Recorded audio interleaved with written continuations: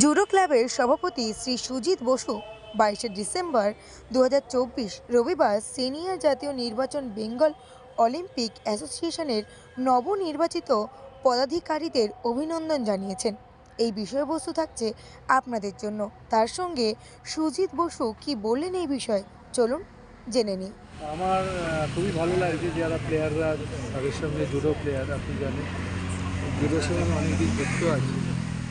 আমার জুডো প্লেয়ারদের সাফল্য কামনা করলাম। যারা যে এখান থেকে সিলেক্টেড হবে তারা আগামী দিনে খেলতে যাবে, তাদের জন্য শুভেচ্ছা। আর আমার এখন নিজের দমকলের প্রোগ্রাম আছে ডিপার্টমেন্ট, আমি এখন সেই প্রোগ্রামে যাচ্ছি। সবাইকে শুভেচ্ছা জানিয়ে গেলাম। আর যারা নতুন বডি হয়েছে তাদেরকেও বলেছি স্পোর্টসের স্বার্থে যেন, খেলাধুলোর স্বার্থে আপনারা ভালো করে কাজ করতে, আমরা তো আছি। সুজিতদা, বছর এখনো শেষ হয়নি, গোটা বছরে দেখা যাচ্ছে 32টারও বেশি আগুন, হাসপাতাল থেকে শপিং মল, একের পর এক বস্তি, বাজার থেকে কারখানা। কি বলবেন এইসব ঘটনার পরে? দেখুন, আপনি যদি কিছুদিন আগে বিধানসভায় আমি পরিসংখ্যা দিয়েছিলাম, তাতে আমাদের গত বছরে যত আগুন লেগেছে তার থেকে এবছরে কম লেগেছে। এটা ভ্যারি করে, এক একটা বছরে এক এক রকম ভ্যারি করে। বস্তি ফায়ার কিংবা বিভিন্ন জায়গায় যে আগুন হয়েছে, আগুন যেমন লেগেছে তেমনি আগুনে আমরা সঙ্গে সঙ্গে কাজ করে আগুন নিভিয়েওছি।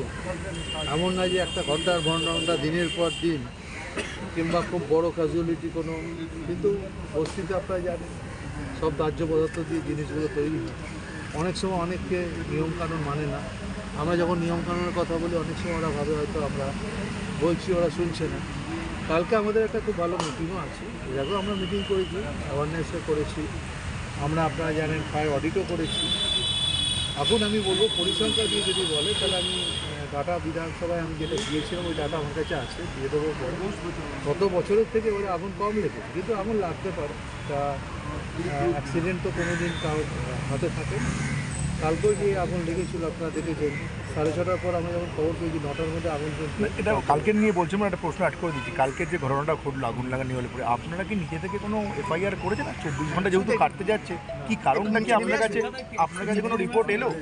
এফআইআর করেছেন কিনা আর কোনো রিপোর্ট এসছে কিনা? এখনো পর্যন্ত আমরা এনকোয়ারি, আমি ডিজিকে বলেছি, এখনই আমার দেখা হবে আবার ডিজিকে এনকোয়ারি এবং ফরেন্সিকের কথা বলেছি।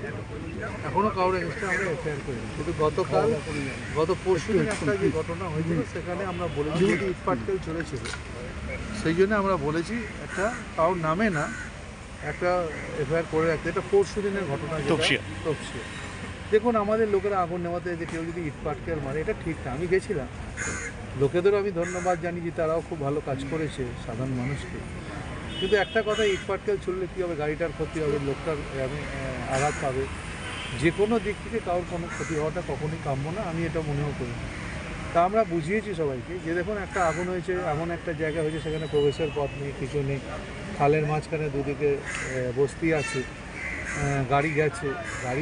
কালকে আমাদের একটা মিটিং ডাকা হয়েছে, কলকাতা পুলিশ, সারাউন্ডিং দুটো কমিশনারকে নিয়ে আমাদের ডিপার্টমেন্টে কাল 11টায় মিটিং আছে। আমাদের ডিজি থাকবে, সেক্রেটারি থাকবে, যাতে মুভমেন্টটাকে, ট্রাফিক মুভমেন্টটাকে আরও স্মুথলি করা যায়। কালকে মিটিংয়ের পর আমি আবার বলে দেবো। ব্যুরো রিপোর্ট, বাংলার পালস টিভি।